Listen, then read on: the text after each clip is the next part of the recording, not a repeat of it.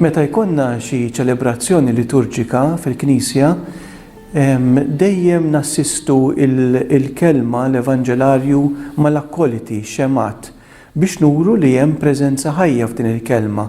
Bħalma fuq l-artali konna ix-xemat sabiex jakkumpanjaw l-Ewkaristija li tfakkarna u tippreżentanna il-preżenza reali ta' Ġesu, hekk ukoll ambona li minn fuq tinqara l-kelma huwa l-post fejn il-kelma taqbes għax hija ħajja.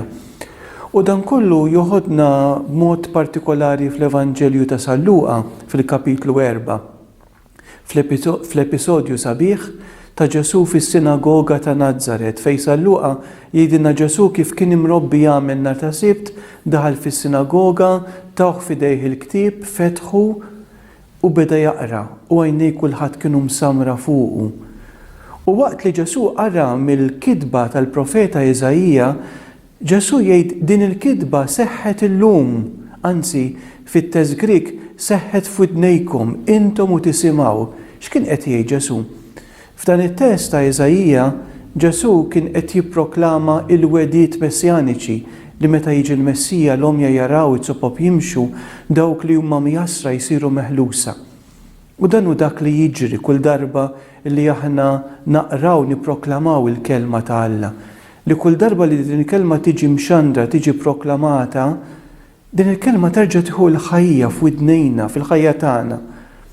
U allura anke dan il-kliem joħodna fil-bidunet tal-Iskrittura, fil-rakkonti tal-ħolqien, fejn l-awtur tal-ktieb tal-Ġenesi jgħid u Alla qal u permezz tal-kelma tiegħu isir il-ħolqien.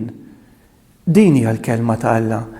Hija kelma li allura ma tistax tħallina kif aħna xija kelma ħajja, inkella jiġrilna bħal l-esperti tal-Iskrittura li fl-episodju li rakkontanna San Mattew, l-episodju tal-Maġi, meta Erodi laqqa l-esperti tal-Iskrittura biex ikun jaf minn għandhom fejn twilet il-Messija, huma jindikawlu b'mod preċiż it-test mill-Iskrittura, jippreżentawlu l-kapitlu 5 tal-profeta Mikea, Betlem, kellu jkun il-post.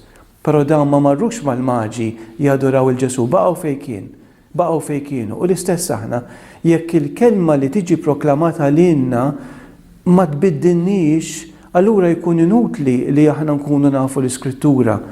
L-Iskrittura għax hija ħajja titmiss il-qalb tagħna, titmiss il-ħajja tagħna biex tagħmilna persuni differenti, biex tagħtina tama ġdida fil-ħajja tagħna. U dan huwa dak li l-mulej nitolbuh aħna u nippreparaw ruħna għal dan il-jum sabiħ li l-Papa tagħna brigal il-jum tal-Bibja. Sabiex din il-kelma li aħna nisimgħu jew li tiġi proklamata lilna ma tkunx kelma mejta, imma tkun kelma ħajja li verament miss il-ħajja kollha tagħna.